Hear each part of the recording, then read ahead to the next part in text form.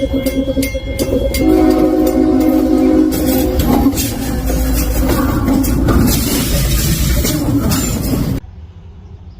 back, everyone, to this episode here in beautiful Seneca, Illinois, formerly Crotty Town, Illinois. As you can see, we're in front of the depot with their caboose and their flat car. You can see the depot behind us. Let's get in a little bit closer and we'll go into more detail. All right, we're here next to the caboose, up on the deck here at the Depot Museum. Taking a little bit closer look at it. As you can see, it's a Rock Island caboose, number 17042. Now, Seneca has owned this particular caboose for about 3 years now. It used to sit out in front of an old shopping center, the Oakton and Belmont, I believe. Yes, it sat outside of the shopping center and really got beat up over the years, and they've really done a lot to restore this thing. They're hoping, I was speaking to the docent inside, they're hoping to have this restored enough that it can be open to the public sometime next year. They're going to have an event, and they've been restoring this with all original parts.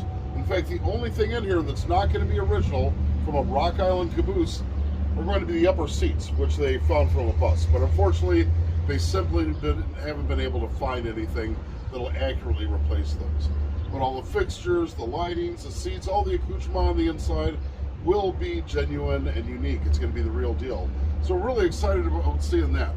When they do open it up, we're going to make sure that we're here to see it.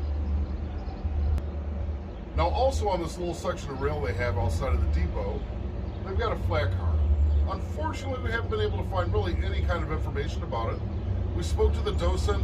She doesn't know anything about it. We haven't been able to find anything in our research online. But the president of their society here, the Port Authority, is going to be around tomorrow. I left my email, so if we can come up with any more supplemental information, we'll give that to you. And like I said, we're going to be back here next year when they open the caboose up, so maybe we'll have a little bit more detail. Now, it's neat they have on display an old grader, an old farm mall, Case International Farm Mall. Correct. It's fantastic having that old farm equipment right on the old shorty flatbed. All right, here we are at the Seneca Depot Museum. I'm with Jamie Blackburn. She's the docent. Now, Jamie, why don't you tell us a little bit about yourself and what you do here? Hi, I'm Jamie Blackburn, and I have lived in Seneca my whole life, born and raised. And I have been a volunteer here from 2011, and I'm one of the volunteers. I greet people and I just talk about Seneca. Cool. And it's one of the things I love, is just talk about Seneca. Well, that's fantastic. Thank you very much, and thank you very much for showing us around and all the great information you've given us. Thank you. Thank you for coming. You're welcome. Here we are inside the Depot Museum, and there's a lot more than just train stuff to Seneca. This town is rich with history. One very significant piece that caught my eye was the fact that the LST's landing ship tanks, the hulls were laid here in Seneca and then shipped down the Illinois River. These ships were very, very important in World War II. They made the landing at Normandy possible. They hauled hundreds of millions of pounds of equipment, ammunition, tanks, vehicles, even other amphibious landing craft. Neat little bit of history about that. Cesar Romero, who later went on to become the Joker in the Batman television series, rode the 100th LST down the Illinois River. Now, what kind of museum for a central Illinois town would be complete without the history of their coal mines? We are notorious for coal here in Illinois. We're sitting on massive coal fields, massive natural gas fields in the south, massive oil fields. We are an energy-rich state. Now, their coal mines have been closed down for quite some time, obviously. And something's neat is they dug out all of the shafts and then they eventually hit the river and it flooded their mines, effectively closing them down, which is actually very beneficial for the town because that means the coal mine's never going to catch on fire.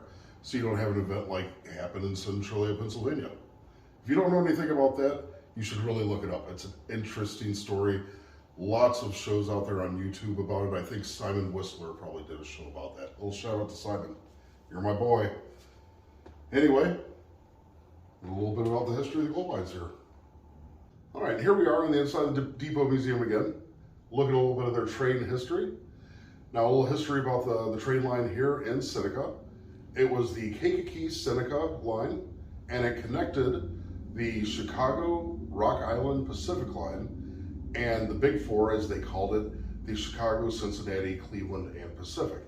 It ran from around 1881 to about 1933, at which point it was shut down and mostly abandoned.